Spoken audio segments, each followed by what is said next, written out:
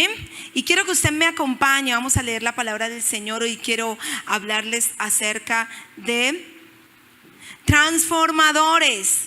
¿Cuántos son transformadores? No eléctricos. Sí, que esos cuando se estallan hacen mucho daño. Nosotros somos transformadores de un mundo que está en caos, que está en tinieblas y que necesita la luz de Cristo. Yo saludo a todas las personas que están virtualmente. Que la presencia y la gracia de Dios esté con cada uno de ustedes allí en sus casas. Acompáñenme por favor al Evangelio según San Mateo, capítulo 16. Evangelio de Mateo, capítulo 16. Vamos a orar. Padre, te damos gracias por tu palabra. Gracias por la oportunidad que nos das de hoy venir a adorarte, porque tú eres la razón y el motivo por el cual adoramos, eres tú, Señor. Tú estás alrededor de nuestras vidas, alrededor de nuestros corazones. Tú estás, Señor, Dios de la gloria, en nuestra familia. Estás, Señor, en todo lo que hacemos, Dios. Por eso, Señor, cuando queremos experimentar tu presencia, sabemos, Señor, que solo necesitamos clamar el nombre de Jesús, nombre sobre todo nombre, amén, porque en el nombre de Jesús toda rodilla se doblará, Señor, y por eso establecemos el nombre de Dios en este lugar, en nuestras vidas, en nuestras casas, en nuestros corazones, en el nombre poderoso de Cristo Jesús. Amén. Ser religiosos es fácil, pero ser como Cristo es un milagro. ¿Cuántos lo creen? Es fácil ser religiosos, claro, tener unas cuantas palabras que nos hagan creer, ser como personas espirituales, hacernos ver, parecer personas espirituales, pero ser como Cristo es realmente un milagro. Mateo capítulo 16, versículo del 13 al 25, vamos a leer. Y dice la palabra del Señor: viniendo Jesús a la región de Cesarea de Filipo, preguntó a sus discípulos diciendo: ¿quién dicen los hombres que es el Hijo del Hombre? Ellos dijeron: unos Juan el Bautista, otros Elías y otros Jeremías, o alguno de los profetas. Leamos juntos el versículo 15, fuerte. Él les dijo: ¿y vosotros quién decís que soy yo? Respondiendo Simón Pedro dijo: tú eres el Cristo, el Hijo del Dios viviente. Entonces le respondió Jesús: bienaventurado eres Simón, hijo de Jonás, porque no te lo reveló carne ni sangre, sino mi Padre que está en los cielos. Y yo también te digo que tú eres Pedro, y sobre esta roca edificaré mi iglesia, y las puertas del Hades no prevalecerán contra ella. Y a ti te daré las llaves del reino de los cielos. Y escuche muy bien, leamos todos el versículo 19. Y a ti te daré las llaves del reino de los cielos, y todo lo que atares en la tierra será atado en los cielos, y todo lo que desatares en la tierra será desatado en los cielos. Y yo desato entendimiento de la palabra del Señor en medio de nosotros, milagros, desato en el nombre poderoso de Cristo Jesús salvación y sanidad. Versículo 20. Entonces mandó a sus discípulos que a nadie dijesen que él era Jesús el Cristo. Desde entonces comenzó Jesús a declarar a sus discípulos que le era necesario ir a Jerusalén y padecer mucho de los ancianos, de los principales sacerdotes y de los escribas, y ser muerto y resucitar al tercer día. Entonces Pedro, tomándole aparte, comenzó a reconvenirle diciendo: Señor, ten compasión de ti, en ninguna manera esto te acontezca. Pero él, volviéndose, dijo a Pedro: quítate de mí, delante de mí, Satanás. Me eres tropiezo, porque no pones la mira en las cosas de Dios, sino en la de los hombres. Entonces Jesús dijo a sus discípulos: si alguno quiere venir en pos de mí, niéguese a sí mismo y tome su cruz y sígame. Porque todo el que quiera salvar su vida, la perderá. Y todo el que pierda su vida por causa de mí, la hallará. Esta palabra es poderosa. Jesús, el Señor Jesús, tiene una conversación con sus discípulos Y en esta conversación surge la pregunta: ¿quién dice que soy yo? Yo recuerdo cuando a la edad de 13 años yo le entregué mi vida a Cristo. Ser cristiano en este tiempo no es fácil, porque ya no tenemos la presión de la gente que se burle de nosotros, pero sí tenemos la presión del mundo. Y en ese tiempo que yo me convertí, no hace mucho, hace poquito, pero había la presión de que el que se llamara cristiano se lo burlaban y corría el riesgo de que quizá lo echaran de la casa. Y si era cristiano, el único cristiano en su casa, imagínense, era más difícil. Y eso me pasó a mí, era la única cristiana en mi casa, y aunque mi mamá no me echó de la casa en ese momento, pero sí me hacía mucha presión por ser cristiana, porque supuestamente yo había cambiado y había dejado de ser la persona alegre, la persona divertida que antes era. Pero lo que Dios hizo fue hacer una transformación de adentro hacia afuera. Ustedes han escuchado que nadar es fácil, ¿cierto? A veces es fácil, pero nadar contra la corriente es muy difícil. Y cuando nosotros recibimos a Cristo, simplemente empezamos a nadar en contra de la corriente.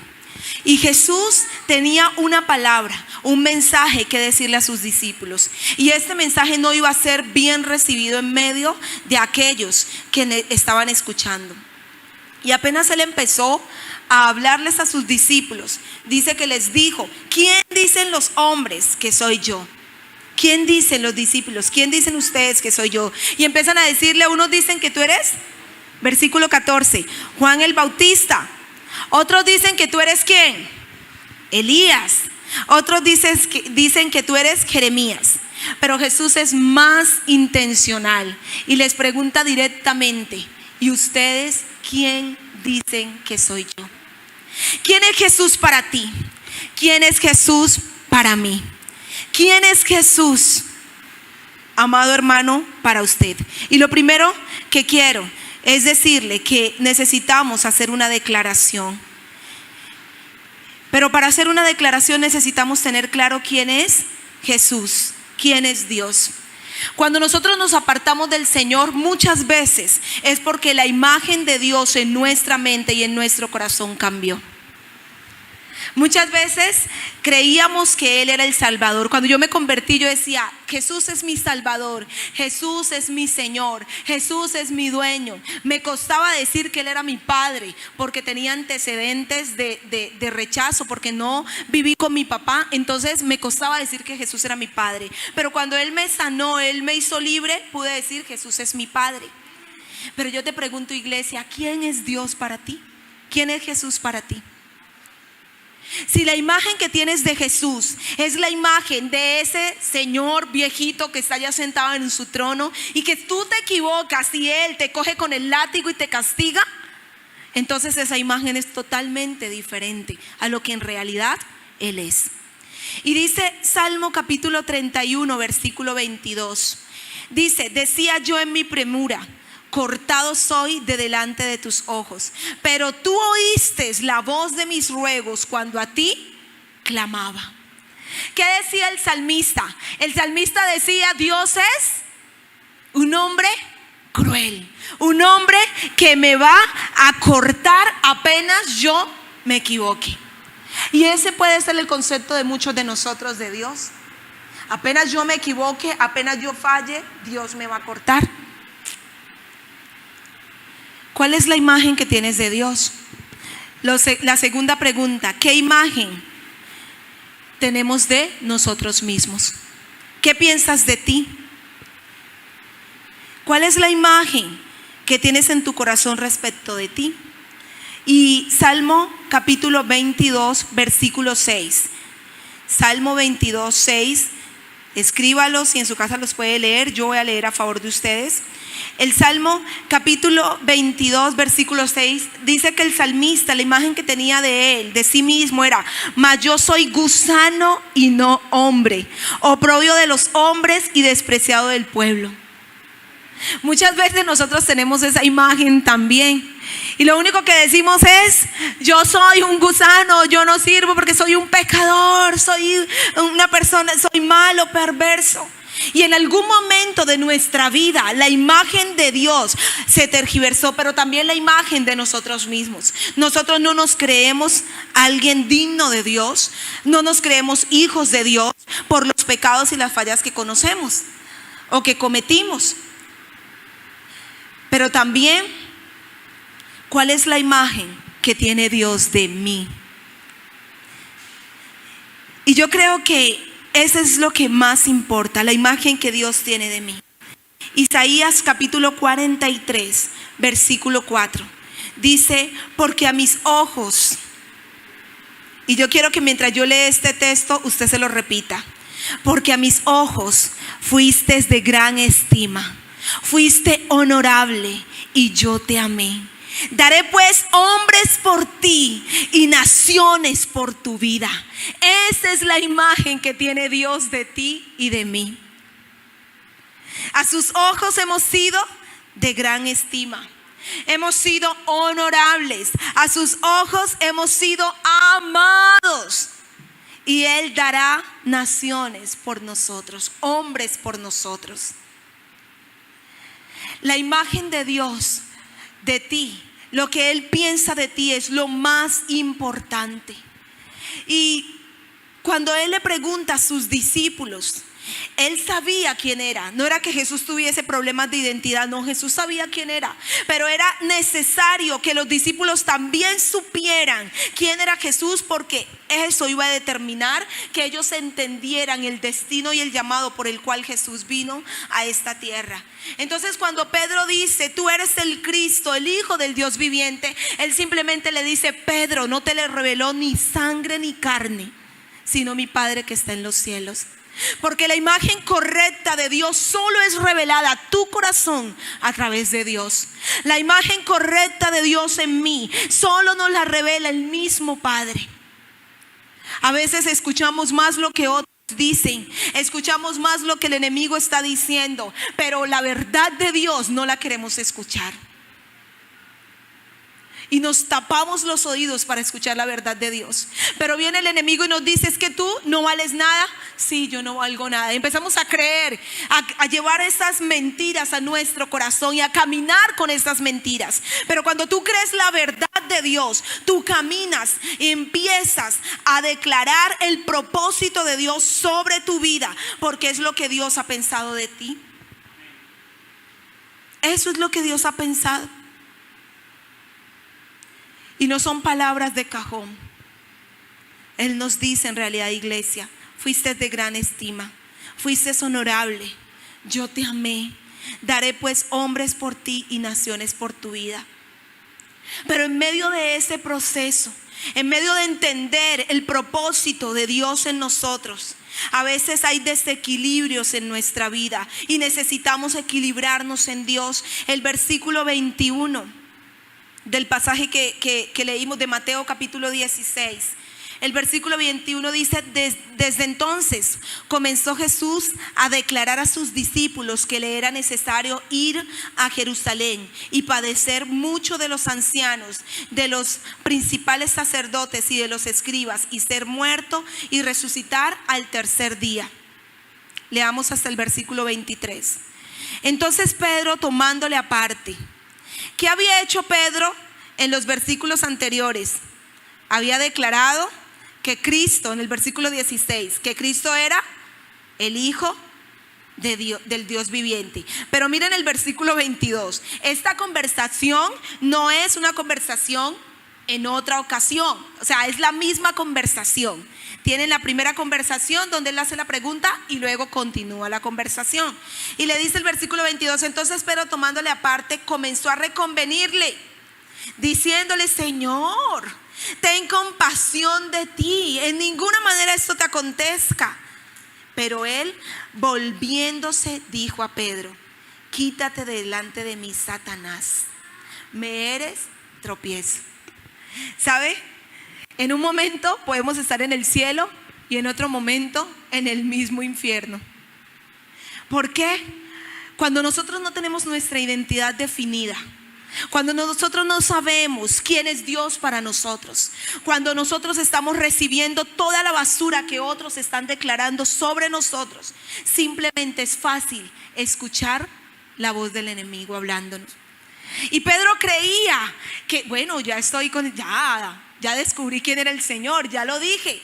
Pero empieza ahora y se le acerca y empieza: no, Señor, eso no te acontezca. Él dice: tú eres el Cristo. Al Pedro declarar que Jesús era el Cristo, él entendía como judío que él era el Mesías que nos iba a salvar y que tenía que morir. Eso estaba escrito. En Isaías estaba escrito. Pero luego Pedro se olvida y empieza a escuchar la voz de Satanás. Y luego vemos a Pedro no solamente teniendo este desvío en medio del proceso, sino que empieza Mateo capítulo 26 versículo 74. Cuando Jesús es arrestado, ¿qué hace Pedro? Mateo 26, 74. Entonces él comenzó a maldecir y a jurar: no conozco al hombre. Y enseguida cantó el gallo. Entonces Pedro se acordó de la palabra de Jesús que le había dicho: antes que cante el gallo me negarás 3 veces. Y saliendo fuera lloró amargamente. ¿Sabe? Pedro se acostumbró a estar cerca de Jesús, pero no se acostumbró a que la identidad de Dios en él se afirmara. Porque cuando Pedro dice: tú eres el Cristo, él le declara como iglesia quién era Pedro. Y le dice: Pedro, tú eres Pedro, le dice, y Pedro significa roca. Tú eres roca, y sobre esta roca, no sobre Pedro, sino sobre la roca más grande que es Cristo, edificaré mi iglesia, y las puertas del Hades no prevalecerán contra ella. Él le declara eso a Pedro, pero Pedro se olvida. Porque Dios nos está dando palabras, nos está hablando, nos está diciendo: esto es lo que voy a hacer contigo, hacia allá te quiero llevar. Pero nosotros estamos escuchando con facilidad la voz del enemigo. Pero Jesús nunca dejó a Pedro. Él, antes de que Pedro lo negara, ¿él qué hizo? Le dijo: Pedro, Satanás me ha pedido para zarandearte, pero yo he orado por ti y he rogado para que tu fe no falte. ¿Qué le estaba diciendo Jesús? Aunque el enemigo está susurrándote al oído y tú eres muy bueno para escuchar la voz del enemigo, yo quiero decirte que yo estoy orando para que tu fe no te deje, para que tú puedas permanecer. En medio del desvío, Dios está orando por nosotros. Dios está mandando sus ángeles. Dios nos está ayudando. ¿Sabe? Esta mañana estaba repasando la predicación y hice algunos apuntes extras y la guardé. Y resulta que la guardé en el celular y le dije a mi esposo, y fui a revisarla, y donde creí que estaba, no estaba. Y empezamos a buscar con mi esposo. Le dije como a las 6:30 de la mañana: amor, ayúdame a buscar la predicación porque la guardé y no sé dónde la guardé. Y busqué, ahí nos demoramos por ahí una media hora, menos, por ahí 20 minutos, 15 minutos buscando y nada. Y ya buscamos en las aplicaciones y nada. Y yo dije: Espíritu Santo, tú vistes donde yo guardé, llévame donde está la predicación. Y inmediatamente una aplicación se alumbró en mis ojos. Y dije: no, yo en mi mente dije: no, ahí no puede estar. Pero dije: no, voy a hacerlo porque ya oré. Le di ahí y ahí estaba. ¿Sabe qué me hace sentir eso? Me hace sentir que a pesar de que nosotros fallamos, que tenemos desvíos, nosotros tenemos un arma poderosa que es el Espíritu Santo, que está dispuesto a orientarnos en cosas. Yo digo: si Dios me responde una oración tan sencilla, en algo tan sencillo, ¿será que Él no quiere que tu vida esté bien? ¿Será que Él no quiere que tú conozcas la verdad de Él? Y Pedro, aunque le había fallado a Dios, aunque había tenido su desvío, y no fue el único desvío, porque Gálatas capítulo 2 versículo 11 nos muestra cómo Pedro volvió otra vez a tener un desequilibrio en su vida. Gálatas capítulo 22 Mire lo que dice, lo que hace Pedro. Gálatas, capítulo 2. Gálatas capítulo 2, versículo 11.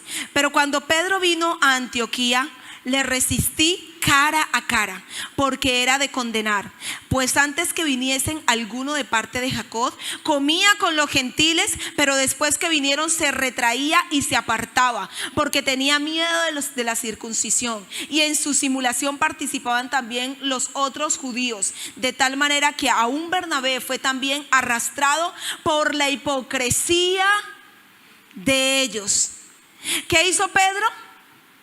No solamente negó a su maestro, también porque tenía una identidad equivocada, no sabía quién era. Y cuando tú no sabes quién eres, es difícil que puedas hacer que otros sepan quiénes son. Y él empieza a ser hipócrita. Entonces, estoy con los judíos cuando vienen mis judíos, pero cuando se van, ahora sí estoy con los gentiles. ¿Cuántos de nosotros somos así? En el mundo, a gloria a Dios. Bueno, no, en el mundo no decimos gloria a Dios. En el mundo somos como los del mundo, pero en la iglesia, gloria a Dios, aleluya. Somos hipócritas. Hay una simulación de una vida cristiana, y eso es falta de identidad. Eso es falta de saber quién eres tú en Dios y qué quiere hacer Dios en tu vida. Se volvió un hombre hipócrita, un hombre que Satanás le podía hablar con facilidad. Pero en medio de esto me llama la atención que Pedro sabía sus errores y no se quedó ahí, porque más adelante nosotros vemos un hombre totalmente transformado, porque Dios nos está llamando a ser transformadores. Pero la imagen que mi esposo puso para la ilustración de la predicación era transformado, y se quedaba ahí, y luego ¿para qué? Para que pudiéramos decir, primero yo tengo que cambiar mi vida y luego poder transformar la vida de otros. Y en la parte donde está el mundo la pusiste de color oscuro, ¿cierto? Necesitamos esa luz que tenemos, llevarla al mundo, impactar el mundo. Pero solo una vida que ha sido transformada puede transformar. Solo un corazón que cerró las grietas que habían en él puede ayudar a otros a cerrar las grietas. ¿Sabes? Yo, ¿por qué te puedo decir con autoridad que Dios puede sanar las heridas de rechazo en tu corazón? Porque Dios me sanó. Yo, ¿por qué te puedo decir con autoridad que Dios puede sanar la depresión? Porque Dios me sanó, también sanó a mi esposo de depresión. Dios puede libertar del alcoholismo, Dios puede libertar de la prostitución, Dios puede libertar del homosexualismo, Dios puede quitar cualquier cosa de pecado en nosotros, porque ¿habrá algo imposible para Él? Absolutamente nada. Y la determinación está en el versículo 24 de Mateo capítulo 16, versículo 24 y 25. Mire lo que dice. Entonces Jesús dijo a sus discípulos: si alguno quiere venir en pos de mí, ¿qué debe hacer? Niéguese a sí mismo, tome su cruz y sígame. Porque todo el que quiera salvar su vida, la perderá. Y todo el que pierda su vida por causa de mí, la hallará. Cada vez que tú y yo nos resistimos a hacer la voluntad de Dios, estamos exponiendo nuestra vida a que se pierda. Cada vez que tú y yo nos resistimos a obedecer a Dios, estamos siendo expuestos a morir. Pero cada vez que nosotros decimos: Señor, yo quiero que tú hagas tu voluntad, aunque me duele, aunque quiero esto, más que hacer tu voluntad, yo simplemente estoy preservando mi vida. Y mientras yo repasaba esta mañana esta predicación, entendía que muchas personas que se aferren al pecado van a morir. Porque simplemente, dice el versículo 25, porque todo el que quiera salvar su vida, la perderá.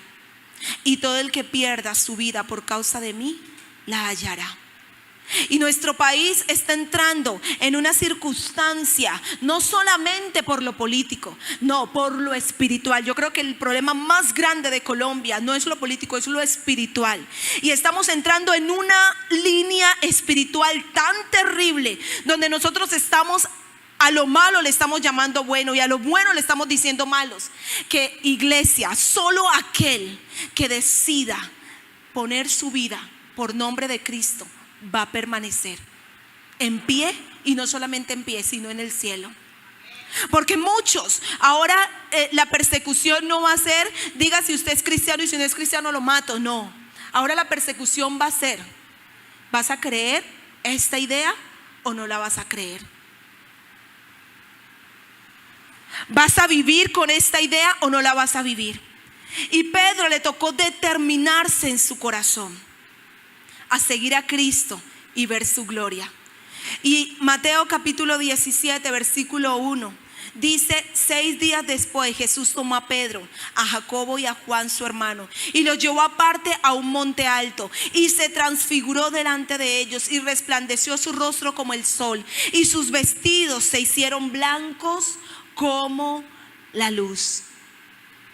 Pedro vio la gloria de Dios, vio a Cristo transfigurado y estuvo dispuesto, a pesar de sus errores, seguir permaneciendo para que esa luz lo iluminara, lo alumbrara y cambiar su manera de vivir. Tú y yo nos tenemos que determinar seguir a Cristo y su gloria. Más que nunca debemos seguir a Cristo y su gloria. Ese es nuestro mensaje. Tu mensaje, eso es. ¿Cómo vamos a transformar? No vamos a transformar peleando por las redes sociales. No, eso divide. Vamos a transformar trayendo la gloria de Cristo al mundo, diciéndole: Él da paz. El Señor Jesús es el único que te puede traer paz. El Señor Jesús es el único que te puede traer provisión. El Señor Jesús es el único que te puede traer libertad. Y cuando el mundo que está afligido escucha eso, va a voltear a ver a nuestro Dios. Porque estamos cansados de hablar de religión. Hablamos religiones hasta por doquier. Hablamos de un Cristo que no queremos ni vivir. Y la gente quiere ver que tú y yo vivamos lo que predicamos. Que si yo digo amor, yo manifieste amor para todos. Para el que conoce y el que no conoce. Para el que ama y el que no ama. Para el que sigue y el que no sigue. Pero nosotros como iglesia a veces hacemos acepción de personas. Yo le pregunto, cuando a usted le sobra algo en su casa, ¿usted a quién piensa regalárselo? A los hermanos de la iglesia, ¿cierto? Primero a los hermanos de la iglesia. Y al vecino que le tira la basura enfrente dice: no, a él ni agua. ¿Será que así estamos predicando? ¿Será que estamos predicando al Dios, al Cristo que dice la palabra? ¿Al Dios verdadero? Pedro decidió seguir a Cristo y su gloria. No solamente quedarse con una experiencia, sino vivir más allá de las palabras. A recuperarse de la negación. Y el Evangelio de Juan, capítulo 21, vemos que Pedro, después de haber negado a Jesús, ¿él qué hace? Vuelve a lo que sí sabe hacer. Imagínense por un momento la frustración de Pedro, diciendo: yo tengo un Dios, caminé con Él 3 años. 3 años Él estuvo enseñándome, dormí con Él y multiplicó los panes y los peces. Vi cuánto sanó enfermos, cuánto libertó endemoniados. Pero aún así yo lo negué.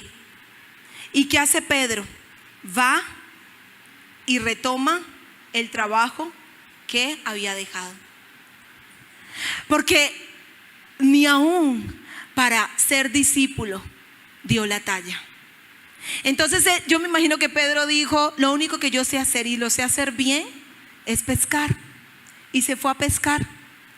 Y cuando Jesús viene, en el versículo 17, ¿qué le dice Jesús a Pedro? Le dijo la tercera vez: Simón, hijo de Jonás, ¿me amas? Pedro se entristeció de que le dijera la tercera vez: ¿me amas? Y le respondió: Señor, tú lo sabes todo. Tú sabes que te amo. Jesús le dijo: apacienta mis ovejas. ¿Sabe? Pedro se sintió amado porque su Señor fue en busca de él. Y yo te quiero decir, cada vez que tú y yo fallamos, Jesús va en busca tuya. Jesús va en busca de nosotros. Jesús no nos deja caídos. Jesús nos levanta. Jesús va por nosotros. Donde quiera que nos hayamos ido, Él va. Dice que deja las 99 y va por esa sola oveja, porque Él está más interesado en el que está perdido que en el que está salvo. Tú y yo nos debemos convertir en transformadores, en personas que cambien esta sociedad, que cambien empecemos por nuestra casa, empecemos por ese núcleo familiar pequeño. Transformemos primero estas 4 personas que vivimos, transformémonos allí, y luego vamos a poder ser transformadores para otros afuera. Y es una determinación que hemos tomado como familia, que el avivamiento que tanto hemos predicado empiece a suceder desde nuestro hogar, desde nuestra casa. Que nuestros hijos hablen en lenguas, que nuestros hijos vean sanidades, que nuestros hijos tengan experiencias sobrenaturales con Dios, ¿sabe? Y empezamos a hacer el altar familiar esta semana y empezamos a orar para que ellos recibieran el bautismo en el Espíritu Santo. Y esa noche fue terrible. Sara se despertó con pesadillas, que sentía que la estaban ahogando, que la estaban mordiendo el cuello. Samuel se levantó gritando: mamá, mamá, el monstruo está aquí en el cuarto. Y nosotros dijimos: claro, el enemigo no quiere que el hogar nos levantemos a pedir la presencia de Dios. Restaura tu altar. Iglesia, restaura tu altar.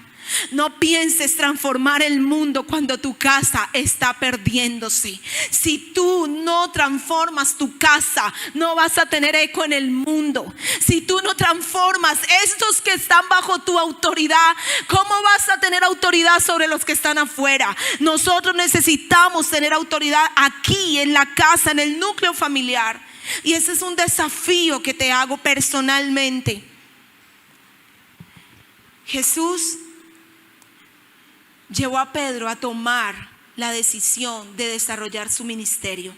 Y en Hechos 2:14 dice: entonces Pedro, poniéndose en pie, alzó la voz y les habló diciendo: varones judíos y todos los que habitáis en Jerusalén, esto os sea notorio, y oíd mis palabras. Pedro se levantó a hablar la verdad de Dios y la palabra del Señor.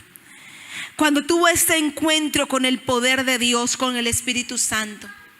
Pero también Pedro tomó la determinación de ser un instrumento del Espíritu Santo a favor de otros. Y Hechos capítulo 3 versículo 1, mire lo que dice Hechos 3 versículo 1. Pedro y Juan subiendo juntos al templo a la hora novena, la de la oración, y era traído un hombre cojo de nacimiento, y a quien ponían cada día a la puerta del templo, que se llamaba La Hermosa, para que pidiese limosna de los que entraban en el templo. Cuando vio a Pedro y a Juan que iban a entrar en el templo, les rogaba que le diese limosna. Pedro, con Juan fijando en él los ojos, le dijo: míranos. Entonces él les estuvo atento, esperando recibir de ellos algo. Mas Pedro dijo: no tengo plata ni oro, pero lo que tengo te doy. En el nombre de Jesucristo de Nazaret, levántate y anda. Y tomándole por la mano derecha le levantó, y al momento se le afirmaron los pies y los tobillos, y saltando se puso en pie y anduvo, y entró con ellos en el templo, andando y saltando y alabando a Dios. ¿Cuántos tomamos la decisión de ser un instrumento en las manos del Espíritu Santo. Este hombre llevaba más de 20 años postrado allí, recibiendo simplemente limosna, y le pidió plata a Pedro y a Juan. Pero ¿qué dijeron ellos? No tenemos ni plata ni oro, pero lo que tenemos te damos. ¿Qué tiene usted para darle a esta sociedad que está en decadencia? ¿Qué tiene usted para darle a aquellos que no conocen a Dios? Quizá usted no tiene ni plata, no tiene ni oro, pero sí tenemos el Espíritu Santo de Dios. Podemos ir donde aquel que está en depresión y decirle: Jesús te liberta. Podemos ir a donde el que está enfermo de cáncer y decirle: Jesús te sana. Podemos ir donde aquel joven que se quiere suicidar y decirle: Jesús te hace libre. Nosotros lo podemos hacer, amada iglesia. Y Pedro tomó la decisión de dejar un legado. Y si usted va a la primera carta de Pedro, capítulo 1, ahí está un hombre totalmente diferente a lo que lo vemos en los versículos anteriores. Un hombre que habla diferente. Primera carta de Pedro, capítulo 1, versículo 1 al 5. Pedro, ¿cómo se presenta ahora? Apóstol de Jesucristo, a los expatriados de la dispersión en el Ponto, Galacia, Capadocia, Asia y Bitinia. Y les dice: ustedes son elegidos según la presencia de Dios Padre en santificación del Espíritu, para obedecer y ser rociados con la sangre de Jesucristo. Gracia y paz os sean multiplicadas. Bendito el Dios y Padre de nuestro Señor Jesucristo, que según su grande misericordia nos hizo renacer para una esperanza viva, por la resurrección de Jesucristo de los muertos, para una herencia incorruptible, incontaminada e inmarcesible, reservada en los cielos para vosotros, que sois guardados por el poder de Dios mediante la fe, para alcanzar la salvación que está preparada para ser manifestada en el tiempo postrero. Pedro dejó un legado. Se cree que él fue el que le dictó a Marcos el evangelio de Marcos. Pedro dejó un legado, fue más allá.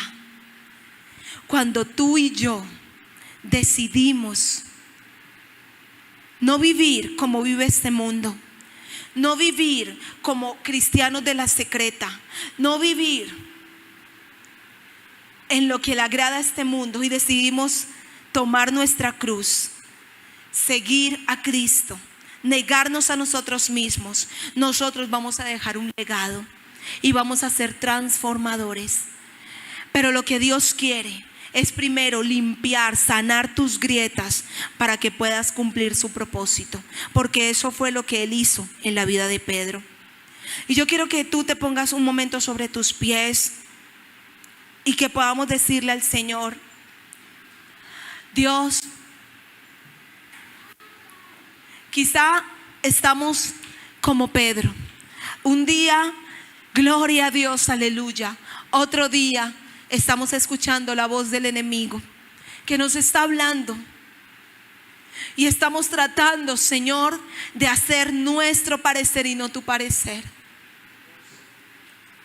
Señor, en un mundo donde necesita que mi luz brille más fuerte, en un mundo donde no necesita que yo les recuerde lo pecadores que son únicamente, sino que les diga que también hay un Dios que puede libertar y que está dispuesto a libertar. En un mundo que necesita que los hechos de Cristo se manifiesten, necesitamos al Espíritu Santo, iglesia. La sociedad necesita al Espíritu Santo. Él es el Salvador, Él es el mejor gobernante, Él es el mejor padre, Él es el mejor esposo, Él es el mejor amigo. Espíritu Santo de Dios,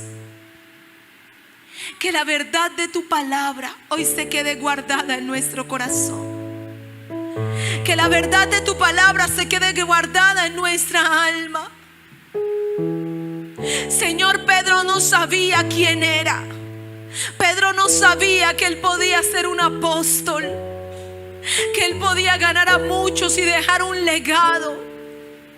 Pedro se consideraba un hombre que otra vez había fracasado. Y quizá tú dices: estoy luchando contra esto, pero esto es más fuerte que yo. Y yo te quiero decir: tengo quien te ayude, y ese jamás te va a fallar. Y se llama el Espíritu Santo. No lo saques de tu vida, iglesia. Tu querido amigo que me escuchas, no saques al Espíritu Santo de tu vida, porque Él es la verdadera felicidad y la verdadera alegría.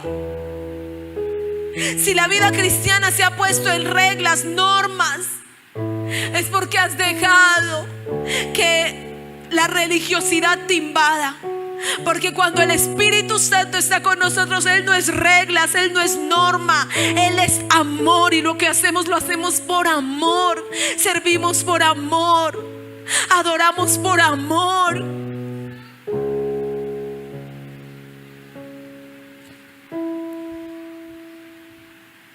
Señor, Pedro, a pesar de ver la gloria,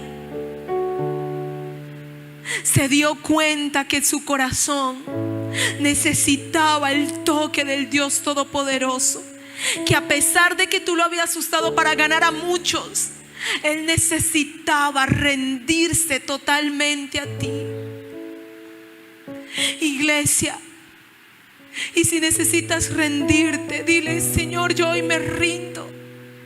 Yo hoy me rindo a ti, porque estoy cansado de hacerlo a mis fuerzas, en mi manera. Estoy cansado, Señor, de caminar en mis argumentos. Iglesia, yo estoy cansada de quererte guiar en lo carnal, en lo humano. Necesitamos al Espíritu Santo para que nos ayude. ¿Y qué tal si en esta mañana le decimos: Espíritu Santo, necesitamos que nos ayudes? Necesitamos que nos ayudes. Necesitamos que estés con nosotros. Necesitamos que nos tomes de la mano.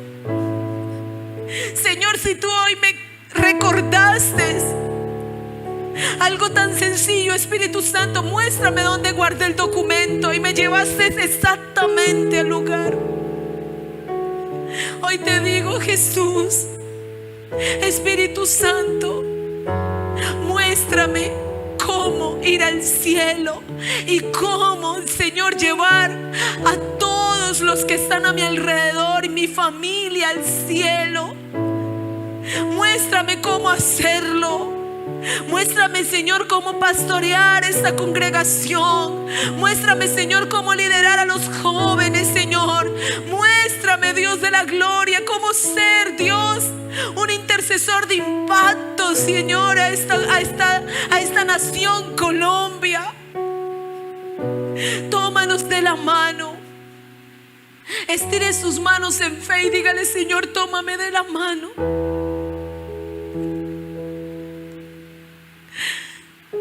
Señor, hoy tomo tu mano, y donde me ha costado hacerlo, ayúdame.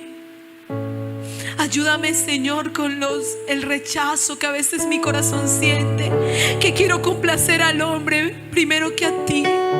Me importa más la aprobación del hombre. Ayúdame, Señor, a tener templanza y decir no ante el pecado sexual, ante el pecado, Señor, de carácter, ante el pecado, Señor, Dios de mi alma, que soy doble ánimo. Señor, ayúdame. Dile ahí donde tú estás: Señor, ayúdame con mi hijo que cayó en las drogas. Señor, ayúdame con mi hijo alcohólico, mi hija que se echó a la prostitución o al lesbianismo. Señor, ayúdame con mi soledad. Señor, ayúdame con la tristeza. Dile al Señor que te ayude con todo lo que te aqueja. Dile al Espíritu Santo, ayúdame. Porque Jesús dijo, les conviene que yo me vaya, porque si yo no me fuera, el Consolador no vendría a vosotros. Colombia te necesita, Espíritu Santo. Ayúdanos, Espíritu Santo.